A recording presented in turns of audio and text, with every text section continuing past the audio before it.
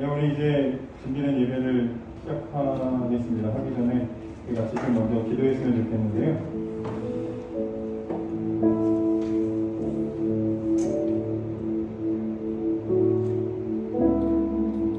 오늘 예배를 통해서 우리를 위해서 이 땅에 오신 주님을 찬양했으면 좋겠습니다.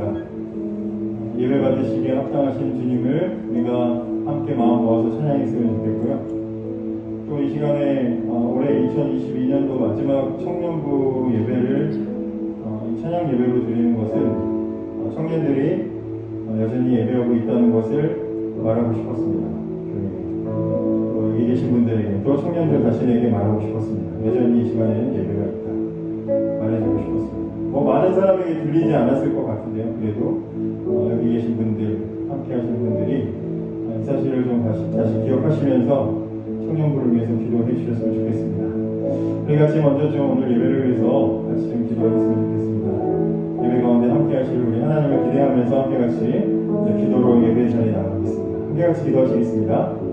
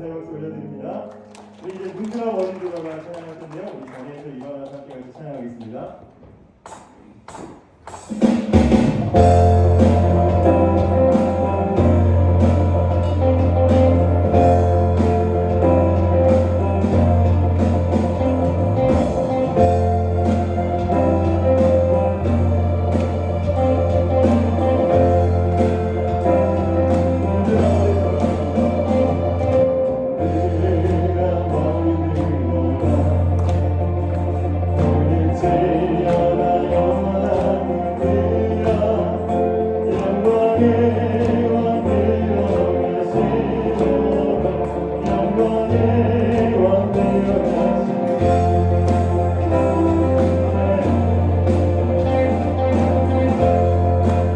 다시 한번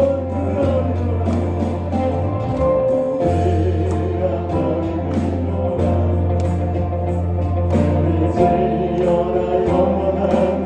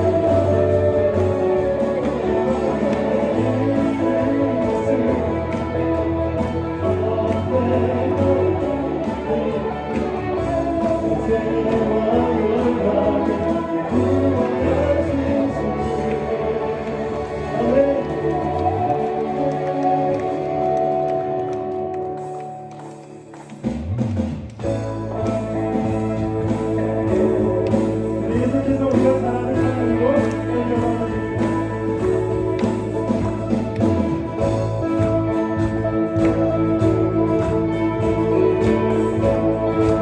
박수로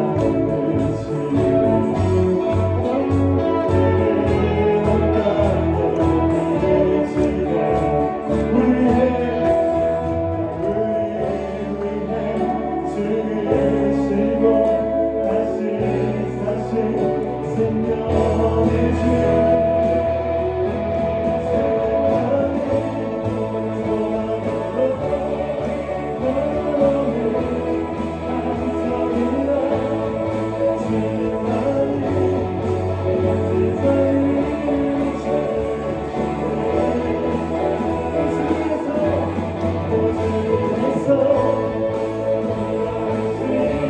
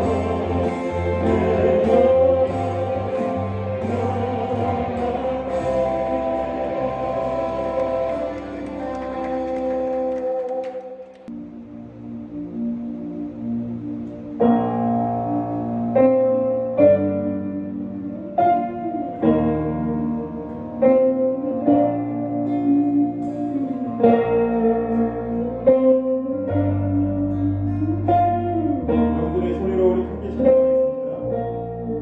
그 크신 하나님의 사랑 말로라요 용 못하네. 저 높고 높은 별을 넘어 이 낮고 낮은 그 크신 하나님, 그 크신 하나님의 사랑 말로라요 용 못하네. 저 높고 높은 별을 넘어 이 낮고 낮은 땅이 죄범한 영혼 구하여 그 아들 보내사 화목제로 삼으시고 죄 용서하셨다. 하나님 계신 사랑을 증명하고 영원히 변치 않는 선보여줘.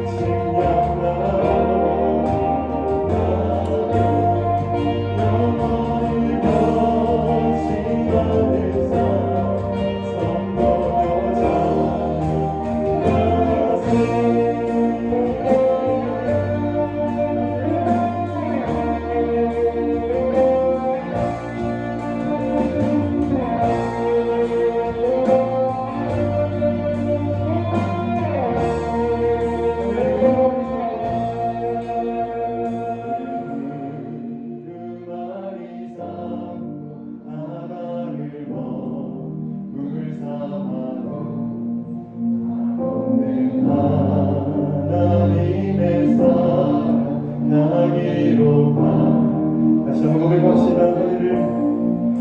하늘을 그 말이 삼고 하나를 몸을 삼아도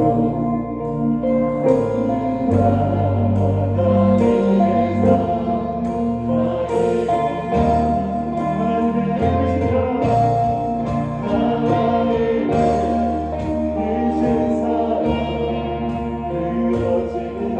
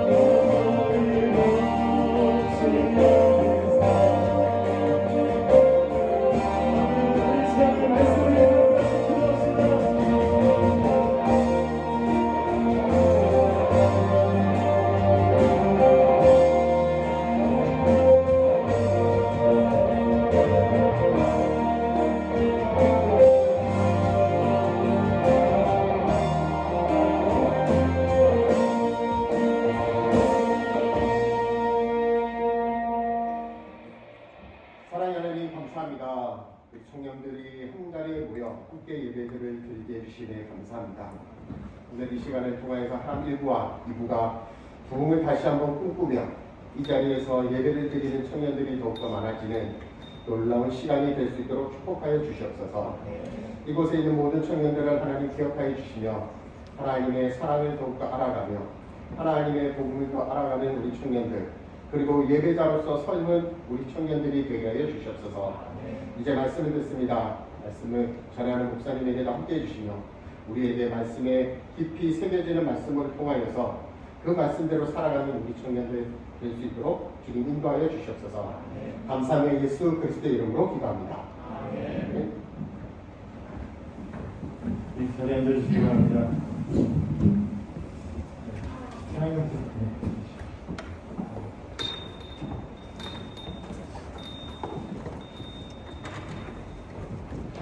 틀어놓고 합니다. 말씀을 띄워주세요. 오늘 함께 나눌 말씀은요, 마태복음 1장입니다. 마태복음인데 마가복음에서네. 괜찮아요. 네. 마태복음 1장 21절부터 23절 말씀입니다. 마태복음 1장 21절부터 23절. 네, 그 말씀 구절은 정확하게 안 틀렸네요. 같이 읽어보겠습니다. 아들을 낳으리니 이름을 예수라 하라. 이는 그가 자기 백성을 저희 죄에서 구원할 자이심이라 하니라.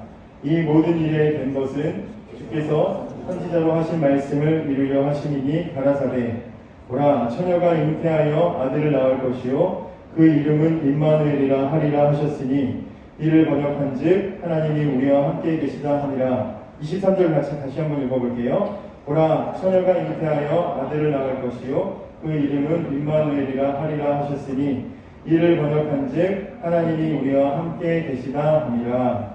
아멘. 예, 오늘 청년부 예배에 오신 여러분들을 환영하고 사랑하고 축복합니다. 처음에 기도하면서 말씀드렸지만 이 시간에 이렇게 2022년도 청년부 예배를 마지막으로 이렇게 크리스마스 예배로 함께 찬양 예배로 준비하게 된 것은 이곳에 우리를 위해서 이 땅에 오신 하나님을 찬양하고자 하는 의미와 그리고 이 자리에 여전히 청년부가 예배하고 있다는 것을 여러분들에게 또 청년들 자신에게 말해주고 싶었습니다. 그래서 이 예배가 여러분들이 지켜야 되는 굉장히 중요한 자리라는 것을 이야기하고 나누고 싶었습니다. 그렇게 회복되는 시간이 되었으면 좋겠습니다. 내일은 성탄절인데요. 성탄절은 즐겁고 기쁜 날입니다. 성탄절이 기쁜 이유는 구주께서 이 땅에 오셨기 때문입니다. 구주라는 말은 구원하시는 하나님이라는 말입니다. 예수님 태어나실 때 천사들이 양을 치던 목자들에게 가서 오늘날 다윗의 동네에 너희를 위하여 구주가 나셨다라고 말씀하셨습니다. 그냥 아기가 태어난 것이 아니고 구주께서 태어나셨습니다. 구주께서 너희를 위하여 오셨다. 우리를 위해서 오셨다라고 하나님 위해서가 아니라 우리를 위해서 구주께서 이 땅에 오셨다라고 성경이 천사들이 우리에게 선언하고 있습니다. 구주께서 구원하시는 하나님이 우리에게 오셨다. 이것을 우리가 기억해야 되는 이유는 첫째로 지금 우리에게 반드시 구원이 필요하기 때문입니다. 그리고 둘째로는 하나님만이 우리를 구원하실 수 있기 때문에 우리에게 구주께서 오신 것이 기쁜 일이고 기념할 일이라는 것이죠.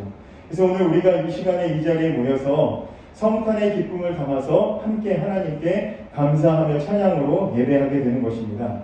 그럼 우리가 다시 한번 생각해 볼 때 우리가 무엇을 찬양하고 무엇을 예배해야 할까 한번 생각해 보려고 합니다. 짧은 시간 함께 같이 말씀을 통해서 나누어 보려고 합니다. 하나님께서 우리와 함께 하신 것이 과연 우리에게 어떤 의미가 있을까 한번 생각해 보려고 합니다. 첫째로 하나님께서 우리에게 오셨을 때 우리의 소망이 현실이 되는 사건이 일어났습니다. 오늘 말씀해 보시면 오늘 본문에 천사가 요셉에게 나타나서 앞으로 태어날 아기의 이름을 예수라 하라 그렇게 지정해 주었습니다. 21절에 아들을 낳으리니 그 이름을 예수라 하라. 이는 그가 자기 백성을 저희 죄에서 구원할 자이심이라 이렇게 얘기합니다. 예수라고 아이의 이름을 지으라고 정했습니다. 그런데 이 예수라는 이름은 구약에서는 여호수아와 같은 의미의 이름입니다. 여호수아, 예수, 호세아 다 같은 뜻을 가진 이름입니다. 벌써 3명 나왔잖아요. 그만큼 흔하다는 뜻이죠. 예수라는 이름, 여호수아라는 이름은 흔한 이름이었습니다. 이 이름의 뜻은 여호와께서 구원하신다, 이런 뜻을 가지고 있는 이름입니다. 아담이 죄를 지은 이후로부터 구약의 성도들의 항상 마음속에 가지고 있었던 꿈, 하나님의 구원, 우리를 위한 하나님의 구원이 그들의 마음속에 항상 있었는데, 그 구주에 대한 소망, 그 구주에 대한 소망을 구약의 성도들은 항상 간직하면서 살았습니다. 그 구주에 대한 소망이 여자의 후손을 통해서 주실 것이라는 그런 약속 속에서도 담겨 있었고, 출애굽이라는 그 크고 거대한 사건 속에서도 결국에는 하고 싶은 말이 뭡니까? 하나님이 구원하신다, 구주에 대한 이야기죠. 또 바벨론 포로 70년 동안 있다가 돌아온 사건을 통해서도 여전히 우리에게 말해주고 싶은 게 뭡니까? 이스라엘 백성들, 구약 사람들에게 말해주고 싶은 게 무엇입니까? 하나님이 너희를 구원하신다. 구원의 하나님, 구주에 대한 소망은 구약 성경 내내 구약 사람들이 품고 있었던 소망입니다. 그동안 그래서 많은 우수한 유대의 아이들이 태어날 때 그 부모들이 자기 자식의 이름을 여호수아 혹은 예수라고 지었겠죠. 호세아 이렇게 지었겠죠. 하나님의 구원을 소망하면서 자기 자식의 이름을 그런 하나님께서 빨리 우리의 모든 상황으로부터 우리를 구원해 주시기를 바라면서 여호수아, 호세아 이렇게 이름을 지어서 불렀을 것입니다. 근데 오늘 우리가 읽은 말씀에 천사가 요셉에게 나타나서 두 가지를 이야기해 주는데, 첫째는 너와 정혼한 마리아, 이 마리아와 정혼을 한 요셉이잖아요. 그래서 정혼한 마리아는 임신을 했는데 그 임신한 것이 다른 남자, 정혼을 해놓고 다른 남자와 관계를 가진 게 아니고 성령을 통해서 잉태된 것이다. 그리고 또 하나는 아들을 낳으리니 그 이름을 예수라고 해라. 이 두 가지를 천사가 나타나서 말해주고 갔습니다. 첫 번째, 그 정혼한 여자 마리아는 성령님께서 잉태되게 하신 것이다. 이것은 천사가 나타나서 말할 만한 일이죠. 천사가 나타나서 짠 하고 말해줘야 그나마 믿을 만한 일이죠. 그런데 아들을 낳으니 그 이름을 흔하디 흔한 예수, 여호수아라고 지어라. 이 말은 굳이 천사가 나타나서 말해주지 않아도 될 만한 그런 일이죠. 그런데도 불구하고 오늘 흔하디 흔한 그 이름 지으라고 천사가 굳이 나타나서 이 이름을 고지해줬다는 겁니다. 왜냐? 오늘 성경을 보면 그 아이의 이름을 흔하디 흔한 예수라고 지으라고 하면서 천사가 그 이름의 뜻을 완전히 다르게 부르고 있기 때문입니다.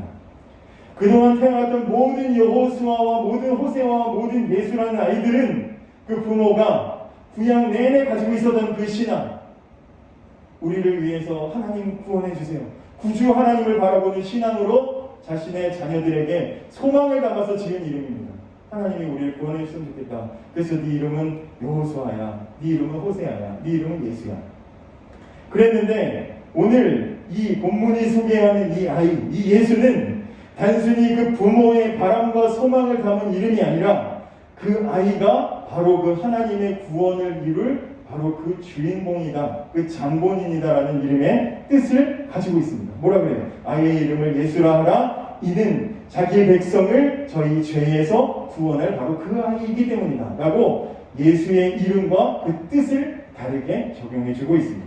즉 예수님의 탄생은 구약의 모든 성도들과 우리를 포함한 모든 성도들이 간절히 소망하고 있는 하나님의 그 구원을 현실로 이룰 바로 그 주인공으로 오신 것이기 때문에 우리는 이 성탄을 기쁘고 감사하게 맞이해야 되죠. 또 한 가지 있습니다. 두 번째는 하나님께서 우리에게 오셨을 때 우리에게 어떤 일이 일어났습니까? 하나님께서 약속하셨던 그 위로가 우리에게 주어졌습니다. 구주의 탄생은 높고 높은 하늘로부터 하늘에 계신 하나님께서 낮고 낮은 우리를 위해서 내려오신 사건이죠. 본문의 천사는 요셉에게 구주의 탄생을 구약의 선지자가 예언한 말씀이 이루어진 것이다 그러면서 그렇게 설명을 합니다. 이사야 선지자는 하나님이 구원을 위해서 우리에게 오셔서 함께 하실 것을 이미 구약시대에 예언했습니다. 몇백 년 전에 이미 하나님께서 선지자를 통해서 예언하신 일이 오늘 일어난 것이죠.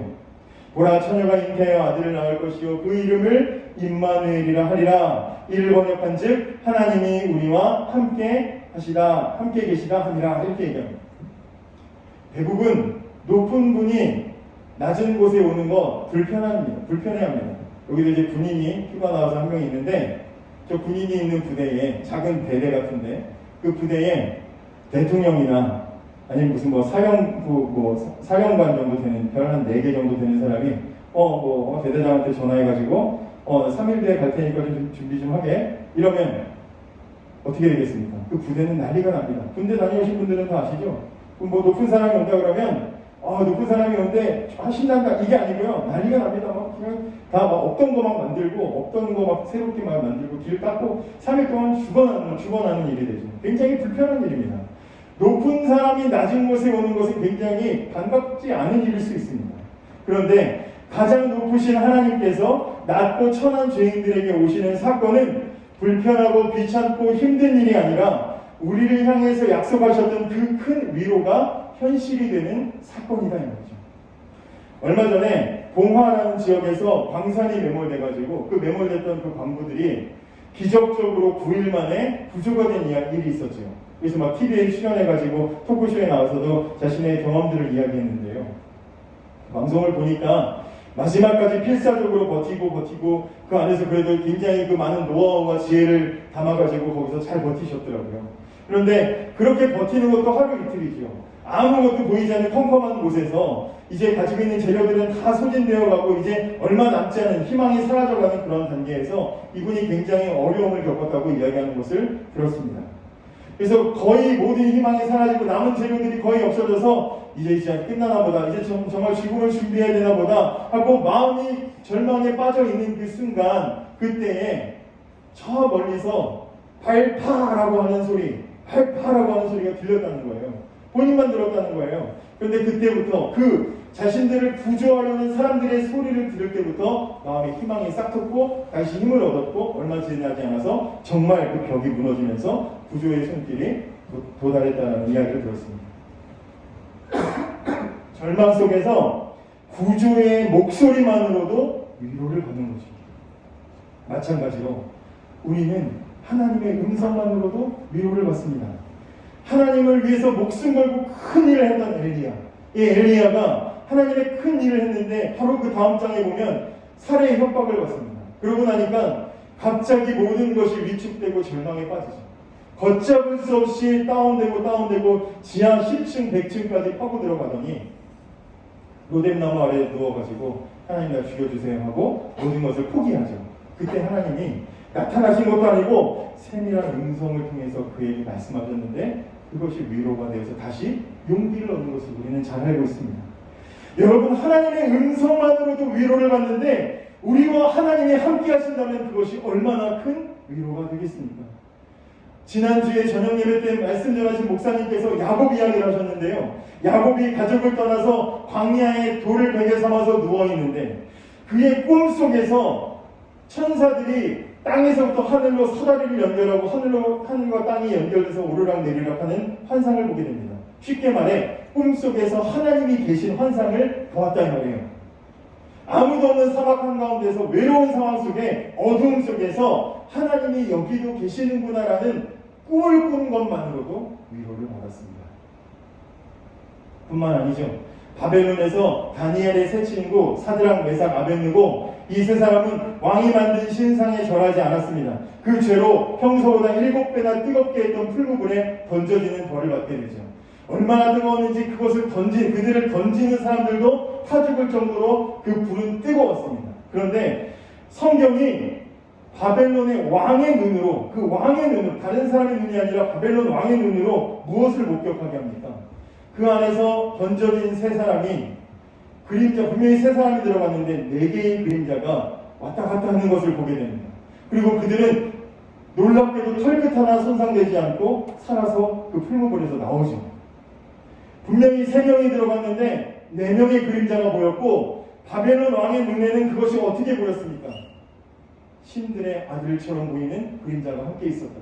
하나님께서 그곳에 함께 하시니까 절망과 죽음의 그런 경위가 거기서도 생명의 자리로 바뀌는 것을 우리는 성경에서 보게 되지 않습니까? 사랑하는 여러분, 임마누엘 하나님께서 우리와 함께 하실 때 하나님이 약속하셨던 그 오래전부터 약속하셨던 하나님의 위로가 현실이 되었습니다. 그래서 우리는 이 성탄을 기쁨으로 맞이해야 됩니다. 여러분, 창세기 5장을 보시면 인간의 족보가 기록되어 있습니다. 아담 이후에 죄지은 인간의 족보가 기록되어 있는데 이 족보 속에는 정말 거의 1000년에 가까운 생을 살았던 사람들의 이야기들이, 일대기들이 기록이 되어 있습니다. 누구는 몇 살 살았고 누구는 몇 살 살았고. 그런데 이 창세기 5장의 인간의 족보에 공통점이 있는데 가장 자주 반복되는 단어가 뭔지 아십니까? 죽었더라는 거예요. 죽었더라. 죄를 지은 인간의 역사는요, 죽음으로 끝나는 것밖에 없습니다. 절망이죠. 끝날 수밖에 없습니다. 그런데 오늘 우리가 읽은 본문 바로 앞에 여러분들이 너무나 잘 아시는 새해 결심하면 시작부터 읽어야지 하면 항상 첫 번째로 넘기는 마태복음 1장에 다윗의 자손, 아브라함과 다윗의 자손, 예수 그리스도의 세계라 하면서 하나님께서 인간의 족보 속에 끼어들으신 예수님이 포함된 족보가 기록이 되어 있죠. 그리고 이 족보는 많은 사람들의 이름이 기록되어 있는데 공통되는 단어, 반복되는 단어가 있습니다. 뭔지 아십니까? 낳고 낳았다는 겁니다. 인간만 있었던 죄를 지은 인간의 족보는 죽었는데 그 죄를 지어 죽을 수밖에 없는 인간의 역사 속에 하나님이 우리를 사랑하시고 구원하시려고 인간의 족보 속의 역사 속에 끼어드시니까 살고 살았다는 역사로 바뀌는 것을 우리가 보게 되는 것이죠. 하나님이 우리와 함께 하실 때 죽은 생명이 살아나는 역사가 일어나는 것입니다. 여러분, 성탄절은 우리 비터 청소년들한테도 제가 이야기하고 청년들한테도 말했는데 예수님이 실제 태어나셨을 가능성이 굉장히 희박한 날입니다. 예수님께서 12월 25일에 태어나셨을 가능성은 많이 없습니다. 그런데도 우리가 성탄절을 매년 기념하고 감사하고 모이는 이유가 무엇입니까? 이 말씀 살펴보는 것처럼 하나님께서 우리에게 찾아오셨기 때문에 우리의 많은 것이 변화된 것을 감사하고 기억하려고 우리가 이 날을 기념하고 있는 것입니다. 사랑하는 여러분, 여러분에게 성탄절은 어떤 날입니까? 그냥 쉬는 날, 선물 주는 날, 그냥 그렇게 조금 기쁘고 TV에서 그냥 재밌는 거 해주는 그런 날, 그냥 즐겁고 뭔가 들뜬 기분으로 지나가는 날입니까? 재미있는 연극이나 무슨 공연 같은 거 준비하고 교회에서 발표하고 떡국 먹는 날입니까? 여러분에게 성탄절은 어떤 날입니까? 소망이, 하나님께서 주시는 위로가 성경 속에 있었던 말씀이 나에게 현실로 다가오는 사건이기를 원합니다. 그냥 성경 속에 있는 이야기, 남들이 다 경험한 이야기, 옛날에 있었던 이야기가 아니라 오늘 나에게 현실로 다가오는 사건. 하나님이 나와 함께 계셔서 약속된 그 소망이 이루어지고 위로가 나에게 다가오고 죽어가는 우리들이 생명을 얻는, 힘을 얻는 그런 회복이 일어나는 그런 복된 성탄절을 맞이하는 저와 여러분이 되었으면 좋겠습니다.